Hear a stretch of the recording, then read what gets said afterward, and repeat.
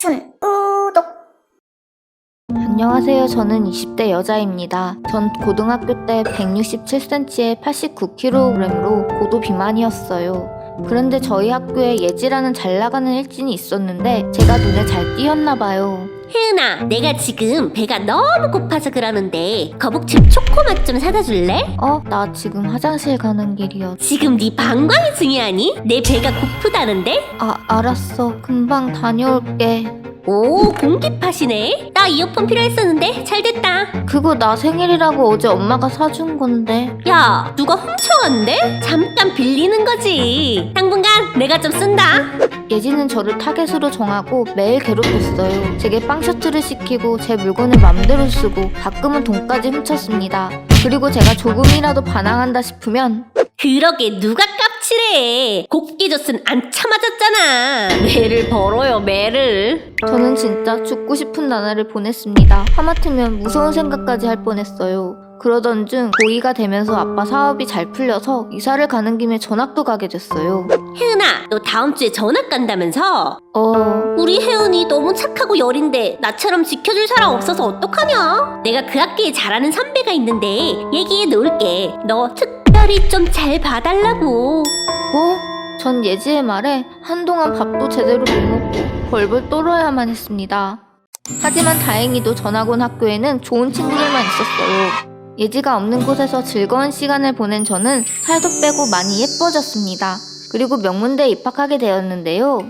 혜은아, 우리 졸업하면 바로 결혼하자. 부모님이 우리 잘 살라고 아파트도 미리 해주셨어. 대학교에서 절 많이 사랑해주는 남친을 만나 결혼 약속까지 하게 됐습니다. 그동안 예지 때문에 힘들었던 삶을 보상받는 느낌에 전 너무 행복했어요. 그러던 어느 날 전학 가기 전에 다녔던 고등학교 친구들과 모임을 갖게 되었는데요. 혜은아, 진짜 오랜만이다.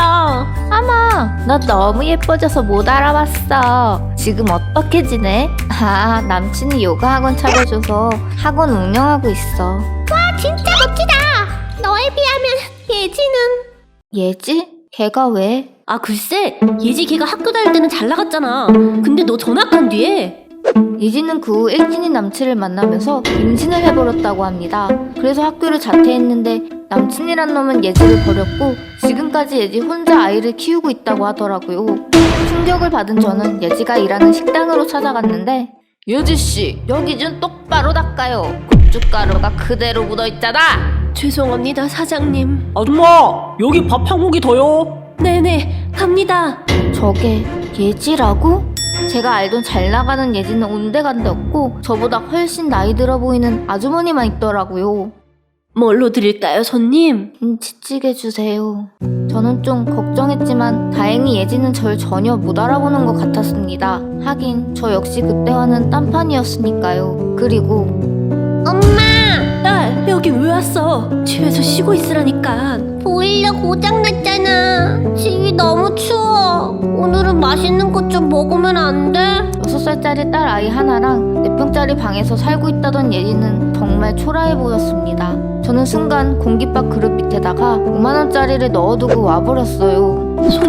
손님! 지금은 많이 행복하지만 여전히 예지가 절 괴롭히던 그때를 잊지 못하는데 아직도 예지가 싫고 미운데 그래도 안쓰럽다는 생각이 드는 제가 이상한 걸까요? 5만원을 넣어두고 온 일 잘한 걸까요?